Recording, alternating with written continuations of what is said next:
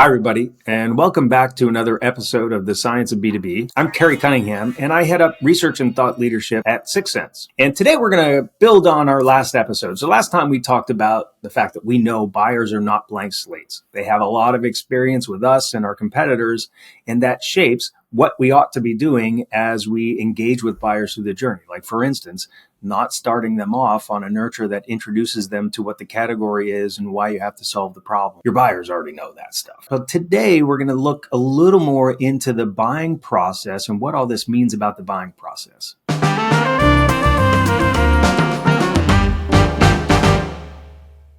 So first, a reminder that you can find all of the content that we produce on our website. It's sixsense.com/research. That'll get you there. The site itself is called the Science of B2B. And all of the content that we have there is freely available, no forms to fill. We just want you to check out all of the research and see what we've got in store. So, all right. So today I'm calling the episode Help Me Help You, because this is really going to be a theme of what's going on inside the buying process. You can find a lot of the content that this episode is based on in a report we did called The Critical Period for B2B Buying. And that report was written by myself and Sarah Bustani from the Science of B2B as well. All right, so you've probably seen us describe this research that we do. A lot of this comes from the buyer experience study, and that buyer experience study is something that we've done a couple of years in a row. This is a really diverse set of respondents, all areas of the company, all levels of the company, lots of different industries, and our 2024 study is global. So the median purchase of the participants in our survey was about $250K, so a pretty legitimate B2B buying process. And so let's jump into a quick review of what that process looked like. For about a $250K process, we're looking at about an 11.5-month buying journey. Buyers are evaluating 4.5 vendors on average. We're going to round that up to 5 most of the time we talk about it. And the group that's looking at these vendors, that's evaluating them, is a group of 11 people. Now, I've talked about this in the past, but one of the things that we know is that the single most important driver of complexity in the buying process is how many vendors are evaluated. So if this went from 4.5 to 3.5, you could expect this buying journey length to go down to 9 months and the number of people in the buying group to be around 8 or 9 as well. It makes that big of a difference to have more vendors involved. What we're going to talk about right now is why it makes such a big difference. Now, first, we're going to just review a couple of the numbers we talked about last time. Buyers say that they have experience with at least one of the vendors they're going to evaluate 90% of the time, right? They have prior experience. This isn't just know, this isn't just be aware of, prior experience with vendors. They also say that they know 4 of the 5 vendors that they're going to evaluate on the very first day of the buying journey. So right when they start out on that journey. Now, how do they know them? We didn't get into that this year. We'll look at that more next year. But the numbers would suggest this, that because we know most buying processes that begin do not end with a purchase. So there are vastly more buying processes that start and go a month or 2 months or 3 months or even 6 or 8 or 9 months and then don't end up in a purchase. So the numbers would suggest that there are an awful lot of people who've started off on a buying journey that you may never have met and never finished that buying journey, but they evaluated you on their own. Also, for those of the buying journeys that did end up in a purchase, if they evaluated 5 vendors, they only bought 1, right? So 4 out of the 5 vendors in every purchase cycle are losers in that process. And so it's extremely likely that if people know you from a prior buying experience, they know you because they didn't buy you. They know you because they evaluated you and either stopped their process or didn't buy you. Something to really think about. Now, if you've been the 500-pound gorilla in your space for a while, congratulations, that's awesome. But that's not where most people are. So this is really important to take on board. Next, it's everybody in the buying group. It was my belief that what we would see is that the ultimate decision maker in a department, the director level person who works for him or her, who's the champion for that buying process, that they would be the ones who had the prior experience. Well, they do, but it isn't just them at all. And the way that we make sense of this is to think about who these people are.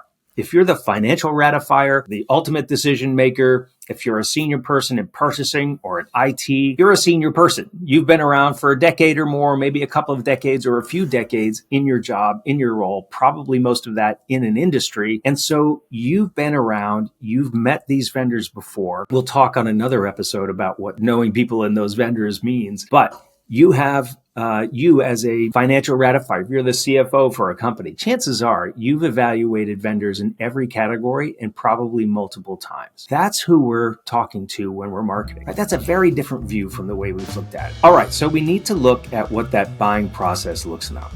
So think about a decision maker in a department, somebody who's running a department or part of a department, and they've been talking with their boss about a business issue that they have, maybe a current solution that they have in place that isn't working the way that they would like it to or not as effectively, or they've seen some marketing and things about perhaps better solutions, and they decide, you know what, let's go out and look around. We'll budget for that. We've got budget for that. Let's go look around for solutions. Day one, their journey starts. They already know 4 of the 5 vendors in that category that they'll evaluate from day one. They add another one somewhere along the line, but given the experience that they have in the space, it's probably not very far along in that buying journey. Now, if we think of the average buying journey, then the average buying journey being 11 and a half months, we know that buyers pick a winner by the time they get to about month 8 or 9. So this line here represents about month 8 in a typical buying journey. And what the buying group is trying to do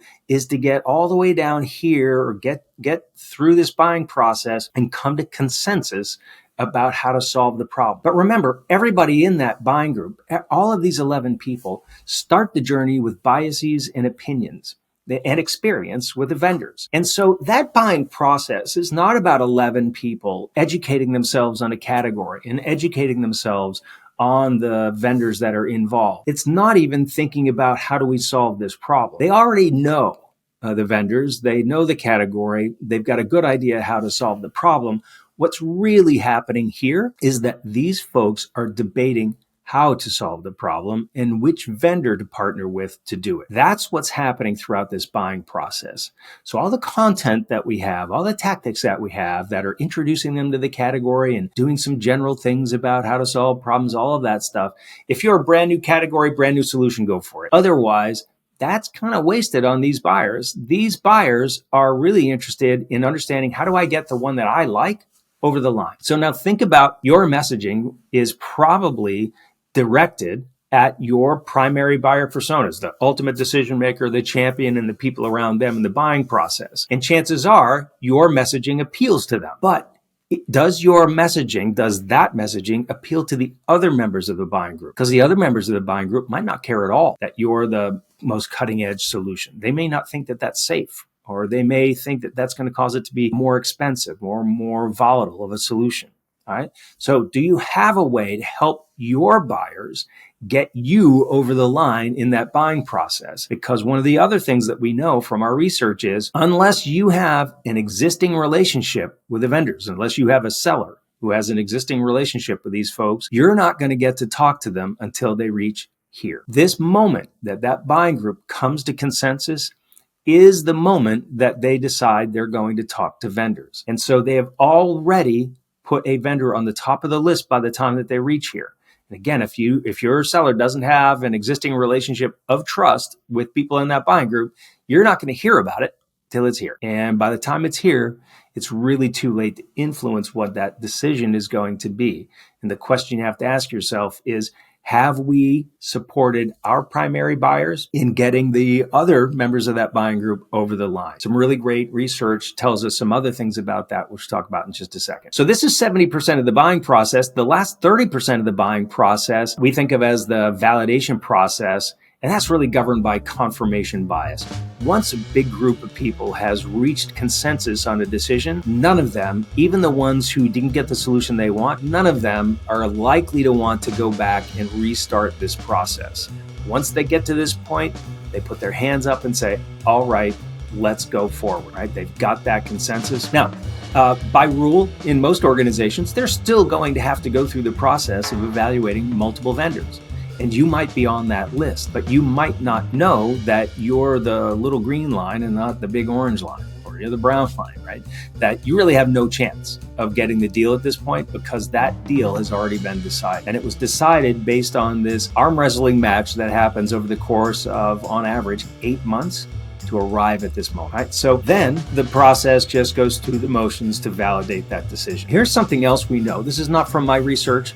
This is from research that's done by LinkedIn, the B2B Institute. But what they found was when you ask buyers who did not purchase something, who went through a buying journey but ended that journey without a purchase, why they didn't end up with a purchase, 30 to 40% of the time, that's going to be because the buying group could not reach consensus about what to do. This arm wrestling match never resolved itself. They ended in a draw and nobody got the revenue. Right? That's not good for anybody. If you're losing a lot of your deals, it might be good for you, but that's not what we want, right? What we need to be able to do is address all of the members of that buying group and help our primary personas help themselves in winning those arguments internally. Lots of more on this topic coming up on the Science of B2B. And so we hope you'll join us for the next episode. Thank you.